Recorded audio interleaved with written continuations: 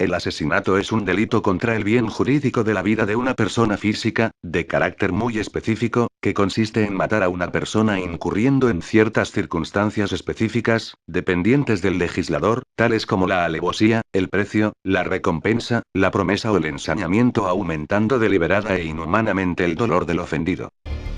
¿Y tú? ¿Por qué tan serio? Cuando escuchamos de asesinos escuchamos del payaso Pogo o Jack el Destripador, etc. Sin embargo, hay individuos que han matado más personas que todos los asesinos famosos juntos, y por eso en este top te voy a traer 7 asesinos con el mayor número de víctimas en el mundo. Número 7. Luis Alfredo Garavito.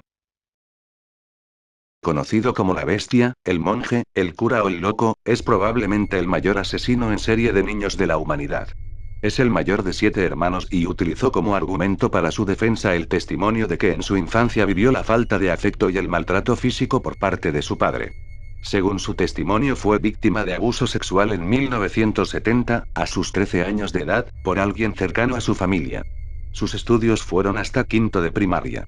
Como muchas familias en Colombia, también fue víctima del conflicto armado, ya que Luis Alfredo Garavito Cubillos y su familia fueron desplazados por la violencia de la guerrilla y el ejército. Empezó sus crímenes a la edad de 35 años en 1992, y fue capturado con la edad de 42 años, en 1999. Su actividad criminal duró del 4 de octubre de 1992 al 22 de abril de 1999. Cometió delitos en 11 departamentos de Colombia: Valle del Cauca, Boyacá, Meta, Quindío, Risaralda, Cundinamarca, Nariño, Huila, Caquetá, Antioquia, Caldas, y en 1998 cometió crímenes en Ecuador. Este asesino se disfrazaba para engañar a sus víctimas, ofreciendo dulces o cualquier objeto que a los menores les sorprendiera. También torturaba a sus víctimas mientras las accedía y falsificaba sus documentos de identidad para camuflarse en la población civil. Garavito confesó haber asesinado a más de 172 niños, luego de ser capturado y judicializado por las autoridades colombianas. Es considerado el mayor asesino en serie de Colombia. Asimismo, la Fiscalía General de la Nación de Colombia sentenció que todas las condenas de Garavito suman 1853 años y 9 días de cárcel. Sin embargo, en este punto este ente gubernamental tiene una contradicción gracias a las normas del país. Lo más probable es que salga de la cárcel en el año 2023, a la edad de 66 años, porque se cumplirían las 3/5 partes de su pena máxima de 40 años de cárcel, que serían 24. Tendría rebaja de penas por buen comportamiento, colaboración con la justicia, sentencia anticipada, confesión, trabajo y estudio. Luis Alfredo Garavito negó haber violado a sus víctimas, aseguraba que había cometido los crímenes por supuestas órdenes del diablo, y aseguraba su rehabilitación tras convertirse en miembro de la Iglesia Pentecostal Unida de Colombia. Evidenciaba, igualmente, los esfuerzos que ha hecho por salir libre cuanto antes e incluso, aspirar algún día a tener una curul en el Congreso de la República de Colombia. Actualmente Garavito se encuentra en la cárcel de Valledupar, Colombia. Número 6. Marian Soulaki Otis, la mujer Rasputín. Esta mujer era la líder de una secta religiosa llamada las Calendaristas, ubicada en Keratea, Grecia. Sus integrantes, que eran solo mujeres de entre 20 y 30 años, cumplían absurdos deseos sangrientos y violentos que Marian les solicitaba, como cumplimiento de un llamado que había recibido de su dios. Fue apodada la mujer Rasputín, después de haber matado a 177 de sus discípulas. Se cree que alrededor de 100 mujeres practicaron la extraña religión de la secta calendarista, que le da una importancia exagerada a la oración y el castigo. Las calendaristas primero llegaron a las columnas de noticias en 1950, cuando la madre superiora de su convento, Miriam Soulaki Otis, una ex trabajadora de fábrica, fue arrestada por 23 cargos que incluían asesinato, fraude, malversación, secuestro y asalto.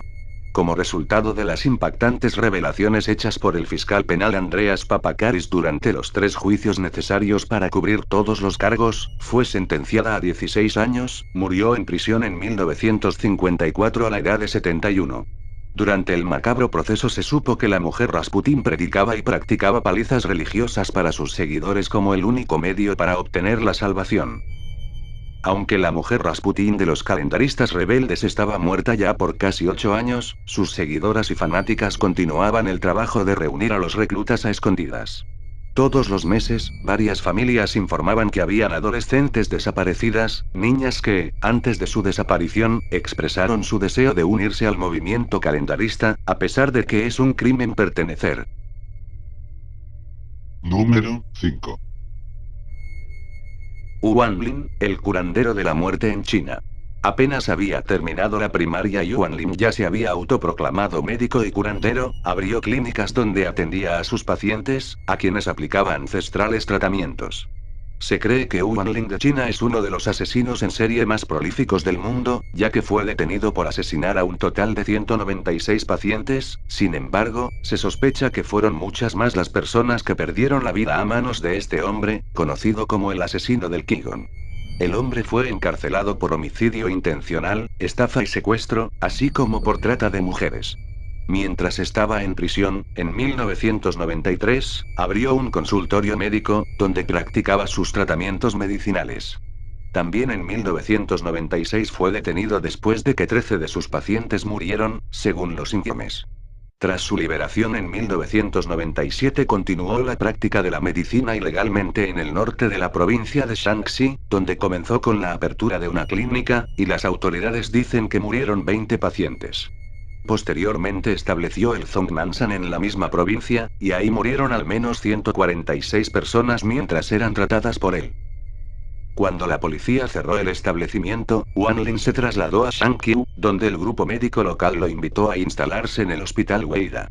Ahí murieron otros 30 pacientes bajo su cuidado. Esto continuó hasta febrero de 1998, cuando su práctica fue prohibida por las autoridades locales. Teorizó que todas las enfermedades son causadas por el agua, y que los pacientes deben deshidratarse con una medicina mágica utilizando sales potentes. El curandero de la muerte trataba a sus pacientes con remedios a base de hierbas que contenían altas cantidades de sulfato de sodio, que es venenoso en grandes dosis. Fue detenido el 18 de enero de 1999 en Shangqiu, juzgado por practicar medicina sin una licencia y condenado el 1 de octubre del 2000. Recibió 15 años de prisión, la suspensión de los derechos de voto por 5 años y una multa de 150.000 yuanes. Número 4. Harold Frederick Fred Shipman. El suicidio asistido y la eutanasia es una medida que sigue siendo vista con malos ojos, desde muchas perspectivas religiosas o culturales. La vida es nuestro bien más preciado, gracias a ella podemos disfrutar de nuestros seres queridos y de todo lo que nos rodea. Sin embargo, este asesino en serie cambiaría las cosas para siempre, pues, si algo sabemos desde que tenemos memoria es que los que tienen profesión de médicos están para proteger la vida y no para acabar con ella. Harold Frederick Fred Shipman fue un médico británico, acusado de matar a 218 de sus pacientes, corroborado solamente en 15 de ellos. Es conocido por ser uno de los peores asesinos en serie de la historia moderna. Shipman fue un médico británico, no era un asesino serial normal, pues sus armas no eran blancas, con filo o de fuego, eran agujas y líquidos que intervenían en la sangre de la persona, al parecer, si ésta lo pedía. La mayor parte de las víctimas de Shipman eran mujeres mayores, con buena salud para su edad, asesinadas con inyecciones letales de diamorfina, heroína producida farmacéuticamente, afirmó el portal BBC. Es conocido por ser uno de los peores asesinos en serie de la historia moderna. Shipman se ganaba la confianza de sus pacientes, a los que solía visitar en casa, sobre todo a las mujeres. Cada uno sonrió y le agradeció mientras se sometía a sus cuidados mortales, según explicó el juez. A ningún otro criminal británico se le atribuye tan elevada cifra de víctimas. Su caso es igualmente notorio por escaparse a la tipología clásica de un asesino en serie. A Shipman no se le descubrió ningún motivo sexual o material. Los ancianos murieron sin sufrir, confiados y en la más absoluta tranquilidad. Se creían el amparo de un médico atento, honesto y respetado por la comunidad. Pero él les inyectaba diamorfina. Era adicto al asesinato, según las conclusiones de la investigación que falló en su contra, sin embargo, a la hora de revelar el motivo de dicha adicción. Otras fuentes comentaron que Shipman actuaba contra pacientes que le irritaban e intervenía en otros para evitarles el sufrimiento que él mismo observó en su madre antes de sucumbir a un cáncer. Las sospechas se desataron en 1998 a raíz de un testamento alterado por una de las víctimas de Shipman días antes de morir. Para entonces, 215 personas, y otras 45 probables, habían recibido dosis mortales de diamorfina. Los asesinatos se produjeron en Ide y en Todmorden, norte de Inglaterra, donde ejerció Shipman desde 1975. La investigación en torno al caso Shipman aún no ha concluido y posiblemente ya jamás consiga aclarar lo ocurrido. Quedará por esclarecer cómo pudo emitir tantos certificados de defunción sin levantar sospecha, cómo pudo almacenar tanta heroína química un médico con antecedentes penales por drogadicción, y sobre todo, cuál fue el móvil de sus crímenes. Shipman fue encontrado colgado en su celda de la prisión de Wakefield a las 6:20 am del 13 de enero de 2004, un día antes de cumplir 58 años y declarado muerto a las 8:10 am. Número 3. Pedro Alonso López nació en el municipio de Espinal, Tolima, Colombia. También conocido como el monstruo de los Andes, es un asesino en serie colombiano que tras su captura en 1980 confesó el asesinato de alrededor de 350 niñas y jóvenes en Colombia, Ecuador y Perú. Se le da el crédito de ser una de las personas con más asesinatos de toda la historia. No se puede establecer con certeza el número de asesinatos ya que buena parte de los cuerpos no aparecieron y los actos violentos se llevaron a cabo en regiones aisladas, por ello se carece de cifras confiables. Sin embargo, en su confesión a los investigadores reconoció que había asesinado a, por lo menos, 110 niñas en Ecuador, 100 en Colombia, y más de 100 en Perú. Y logró ubicar un campo en Ambato, Ecuador, donde se hallaron 53 cuerpos, y 4 más en otros lugares. Si bien en otros puntos señalados por él no se hallaron restos. Si se da crédito a su versión, Pedro Alonso López es el asesino en serie que más asesinatos ha cometido. En sus confesiones alegaba que solo era cómplice no autor intelectual de las violaciones. Este asesino espera a sus víctimas fuera de los colegios y parques. Cuando le gustaba una niña entre los 8 y 13 años, la acechaba hasta raptarla, a gran parte de sus víctimas las estrangulaba y decapitaba. Estuvo preso en Ecuador hasta 1994 y fue entregado a las autoridades colombianas por pedido de extradición, donde fue recluido en un hospital psiquiátrico. Años después, en 1998 es declarado sano y dejado en libertad. Al momento no se sabe de su paradero actual, también nadie lo busca porque lo dan por muerto, en sus archivos de identidad aparece desahuciado. Número 2. Isabel Báthory, la condesa sangrienta de Hungría. Fue una aristócrata húngara, perteneciente a una de las familias más poderosas de Hungría. Ha pasado a la historia por haber sido acusada y condenada de ser responsable de una serie de crímenes motivados por su obsesión por la belleza que le han valido el sobrenombre de la Condesa Sangrienta. Isabel es la mujer que más ha asesinado en la historia de la humanidad con 650 muertes. Isabel Báthory, se conoce como la Condesa Sangrienta, por su afición a secuestrar y torturar a muchachas de los alrededores, cuya sangre se bebía para conservar la eterna juventud. Al menos eso testificaron quienes siguieron el proceso contra ella en unos tiempos convulsos. Isabel nació en 1560 en Birbator, una ciudad de la región de Transilvania, en la Hungría profunda, el país más salvaje de la Europa feudal. Isabel pertenecía a una de las familias más adineradas y poderosas del país. Era sobrina de István Báthory, príncipe de Transilvania y rey de Polonia. A Isabel le atraían sexualmente las mujeres, pero sus prácticas sádicas, siempre con golpes y sangre, asustaban a las incautas que se prestaban inicialmente a sus requerimientos. La muerte de su esposo en 1604 fue el punto de inflexión definitivo en la espiral de violencia de Isabel, que al verse viuda dio rienda suelta a toda su psicopatía. De entrada echó del castillo a su suegra y al resto de parientes de su marido, y con la ayuda de su cómplice Darbulia, una supuesta bruja de la región, montó un siniestro laboratorio, más bien cámara de suplicios, en los sótanos del castillo y se dedicó a las prácticas de magia negra. Entre los aparatos de tortura que supuestamente guardaba en las mazmorras había un autómata llamado la Virgen de Hierro, una dama metálica con un mecanismo que clavaba puñales, además de diversos atizadores enrojecidos al fuego, ganchos y todo lo que la imaginación pueda concebir en estos casos. La razón de esta sinrazón es que Isabel quería mantenerse bella y joven para siempre, tenía 44 años, que en aquella época era casi la tercera edad, y la fuente para obtener la eterna juventud era la sangre de las chicas a las que torturaba. Bebía su sangre, se daba baños de sangre, arrancaba su carne mientras sus sirvientas las sujetaban y cometía actos tan atroces que resultan casi imposibles de creer. Durante un tiempo se mantuvo impune porque elegía a sus víctimas entre las siervas y campesinas, a quienes en esa época un feudal o un noble podía tratar como un objeto, pero Isabel se olvidó de las precauciones y empezó a raptar también a jóvenes de buena familia. Los rumores llegaron pronto a la corte, donde la Báthory no contaba con muchas simpatías, y el rey Matías ordenó investigar el caso al conde Turzo, un primo de Isabel enemistado con ella. Turzo y sus soldados entraron en el castillo sin encontrar resistencia y allí estaban a la vista, según dijeron, los cuerpos desangrados, los instrumentos de tortura, el horror. En el juicio, Isabel se negó a declarar, acogiéndose a sus privilegios nobiliarios. Condenada a cadena perpetua, tapiaron su habitación y allí vivió emparedada durante casi 4 años, medio muerta de hambre y de frío, alimentándose de la escasa comida que le hacían llegar por una ínfima ventanita.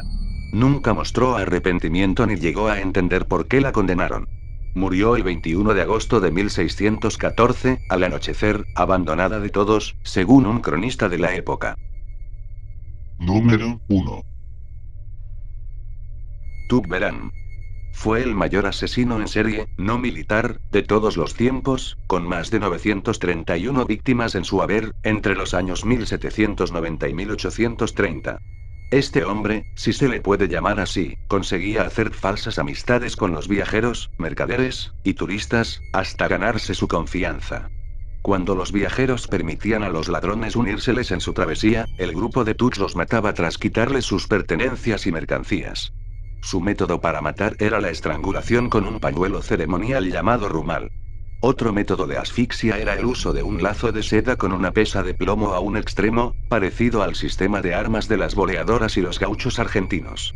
Normalmente, Tug no actuaba solo, era el último líder de la temida secta de los Tugs, considerada la primera mafia del mundo, que operó en India desde la Edad Media hasta comienzos del siglo XIX. Junto a otros 25 Tugs. Habría cometido sus crímenes durante 40 años. Los Tugs escondían los cadáveres enterrándolos o algunas veces arrojándolos dentro de algún pozo. Bajo dominación británica, la fama de este grupo mafioso religioso fue tal, que sirvió para dar origen al término inglés Tug referido a ladrón, asesino o estafador. En las filas de este temido grupo se encontraban hindúes y musulmanes que transmitían su modus operandi de generación en generación y la jefatura del mismo, a través del legado. De hecho, el asesinato premeditado para beneficiarse, fue un deber religioso para ellos y se le consideraba una sagrada y honorable profesión, en la cual la moral no entraba en juego. El historiador británico Mike Dash calculó que asesinaron a unas 50.000 personas en total, suponiendo que solamente existieron 150 años antes de su erradicación en el decenio de 1830. El último de sus líderes, Tugberan, se encargó de cerca de 1000, pero terminó traicionando a su propio grupo y confesando todos sus crímenes y la de su banda a las autoridades británicas. Nunca fue juzgado y a pesar de su cooperación, terminó en la horca.